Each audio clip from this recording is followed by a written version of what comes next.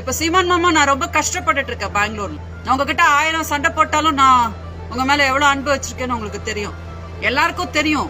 14 வருஷமா நீங்க தான் என்னோட கணவர் அப்படின்ட்டு தான் நான் வாழ்ந்துட்டு இருக்கேன். உங்ககிட்டயும் நான் சொன்னேன், என்னோட கடைசி மூச்சு வரைக்கும் நான் முக்தா தெரியல தமிழ்நாட்டு மக்களை பார்த்தா இல்ல எனக்கு தெரியல. மாசம் மாசம் ஒரு வீடியோ அப்படியே அலறிக்கிட்டு பதறிக்கிட்டு கண்ணீரோட போறீங்க. தமிழ்நாட்டு மக்கள் அதுல பர்டிகுலரா பெண்கள் அப்படியே நம்பிக்கிட்டு பதறாங்க. சீமான் கிட்ட இருந்து உங்களுக்கு என்ன வேணும்? சேர்த்து வைக்கணுமா, இல்ல பணம் வேணுமா, இல்ல அவருக்கு தண்டனை வாங்கி கொடுக்கணுமா? எதுலயாவது ஒரு விஷயத்துல உறுதியா இருங்க. ஏன்னா நீங்க போடுற வீடியோ எல்லாம் பார்த்துட்டு தமிழ்நாட்டு மக்கள் கொந்தளிக்கிறாங்க. என்னதான் பிளான் எனக்கு தெரியல. ஆரம்பத்துல நீங்க கம்ப்ளைண்ட் முதல்ல கொடுக்கும்போது 7 புள்ள அபார்ஷன் பண்ணுங்கிறத நீங்க மென்ஷன் பண்ணல. ரெண்டாவது ஸ்டார்டிங்ல கொடுத்த 4 கேஸையும் நீங்க தான் வாபஸ் வாங்கிருக்கீங்க. அவர் அதெல்லாம் பண்ணல. நீங்க 2 பேரும் என்ன பேசுறீங்க, என்ன கான்வர்சேஷன் போகுது, எதனால வாபஸ் வாங்குறீங்கன்னு தெரியல. ஆனா தயவு செஞ்சு தமிழ்நாட்டு மக்களை நினைச்சு பாருங்களேன். நீங்க அழுது போடும்போது ரொம்ப ஃபீல் பண்றாங்க. உங்களுக்கு ஆதரவு தராங்க விஜயலட்சுமி. உங்களுக்கு என்ன வேணும்னு தெளிவா சொல்லுங்க விஜயலட்சுமி. உங்களுக்கு என்ன பிரச்சனை, நீங்க என்ன எதிர்பார்க்கறீங்க, உங்க எக்ஸ்பெக்டேஷன் என்ன? இப்படி மாமா மாமான்னு உருகி இருக்கீங்க. தலவால இலவ ஓட்டு விருந்து வச்சு ஓரத்துல மண்ணள்ளி வச்சா எவன் ஏத்துப்பான்? ஒரு விஷயம் தெரியுது விஜயலட்சுமி, அது அளவு கடந்த அன்புதான்.